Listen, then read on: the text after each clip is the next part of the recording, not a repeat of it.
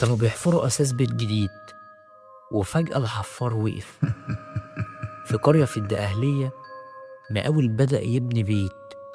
العمال كانوا بيحفروا عادي جدا لحد ما الجرافة خبطت في حاجة صلبة. في الأول افتكروا حجر كبير، لكن لما بدأوا يشيلوا التراب بإيديهم ظهر جزء من عظم إنسان. المكان اتجمد. اتصلوا بالشرطة فورا، ومع الحفر أكتر اكتشفوا إن الجثمان مدفون من سنين. مفيش حد في القرية كان يعرف أي حاجة عنه، ولا حد بلغ عن اختفاء أي حد في المنطقة.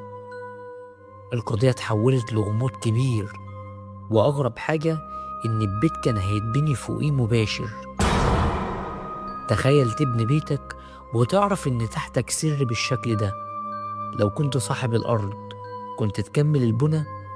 اكتب رأيك واشترك عشان تسمع قصص حقيقية مرعبة حصلت في مصر. سلام.